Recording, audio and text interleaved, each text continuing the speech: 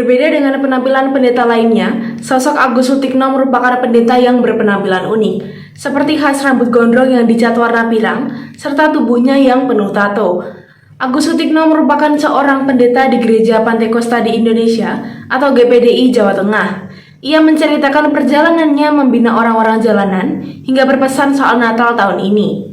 Tampak berbeda dengan pendeta pada umumnya yang berkhotbah di dalam gereja, Agus Sutikno, seorang pendeta di GPDI Jawa Tengah, memilih jalannya sendiri untuk mengasuh anak-anak jalanan, pekerja seks, transgender, lansia, hingga orang-orang penyandang HIV/AIDS di kota Semarang. Meskipun penampilannya berbeda dibanding pendeta pada umumnya, namun ia mampu membuktikan bahwa penampilan luarnya berbeda dengan hatinya yang peduli dengan masyarakat menengah ke bawah. Dengan penampilannya ini, Agus kerap kali dijuluki pendeta jalanan oleh masyarakat sekitar. Sekitar tahun 2015, Agus mendirikan Yayasan Hati Bagi Bangsa yang berlokasi di Jalan Manggis 2, Lamperlor, Kecamatan Semarang Selatan. Melalui yayasan yang didirikannya itu, Agus berniat membantu anak-anak jalanan yang putus sekolah untuk kembali melanjutkan pendidikan yang layak. Sejak didirikannya yayasan tersebut, setidaknya 200 anak jalanan telah dibantunya hingga ke jenjang perkuliahan. Menurutnya, pendidikan merupakan hak bagi setiap anak di Indonesia. Maka dari itu, ia bertekad memberikan kesempatan kepada anak-anak yang membutuhkan. Selain mengasuh anak-anak jalanan, pekerja seks, transgender, lansia, hingga orang-orang penyandang HIV/AIDS, Agus juga menerima yang terlahir di luar pernikahan yang ditinggalkan oleh orang tuanya. Pada perayaan Natal tahun ini, Agus menyampaikan bahwa hari Natal bukan hanya untuk umat Kristen saja, namun bagaimana sesama manusia, khususnya yang beragama Kristen, dapat menunjukkan belas kasihnya kepada semua orang.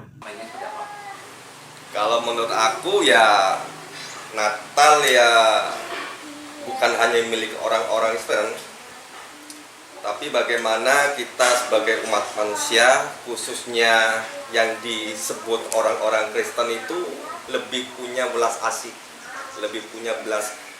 kepada umat manusia, kepada sesamanya.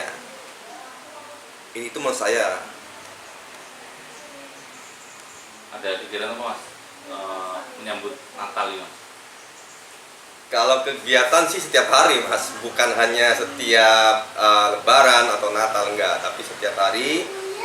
Jadi setiap awal bulan seperti biasa saya bagi-bagi sembako kepada anak-anak yayasan, juga berbagi uang saku sekolah, karena sampai hari ini saya menyekolahkan kurang lebih ya 200 anak.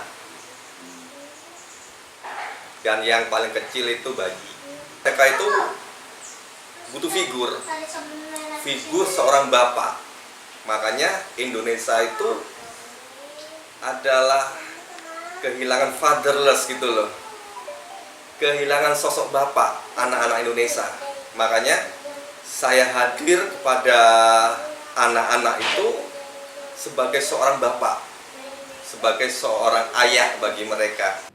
Sementara itu, anak asuh dari pendeta Agus, Aloysius Yefta Rafael Rares, menyampaikan rasa terima kasih dan kagum terhadap sosok Agus yang ia anggap sebagai sosok ayah. Sebelum bergabung di yayasan ini, Rafael sempat berjualan nasi bungkus di pasar Peterongan untuk menghidupi dan melanjutkan sekolahnya. Namun uang yang dikumpulkannya tak cukup untuk bersekolah. Setelah ia bergabung di yayasan yang didirikan oleh Agus, kini ia bisa melanjutkan pendidikannya hingga ke jenjang perkuliahan. Kalau menurut saya sosok Pak Agus sendiri itu ya sudah saya diri sebagai bapak, terus juga sebagai pengayom saya, pendidik saya juga. Jadi Pak Agus sendiri itu luar biasa orangnya. Mas, maaf tadi kan diceritakan sepenggal kisah dari jenengan, boleh diceritakan lagi, Mas?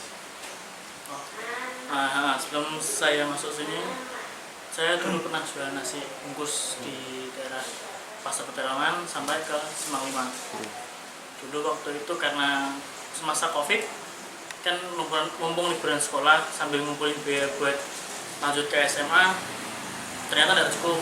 Terus akhirnya dulu punya rencana buat mutusin kerja dulu setahun. Tapi ternyata teman nawarin buat masuk ke yayasan sini biar bisa lanjut ke SMA. Dan alhamdulillah sekarang saya kuliah.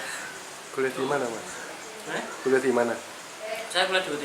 universitas terbuka. Oh, jurusan apa? Saya ambil manajemen Kenapa Mas memilih manajemen Mas?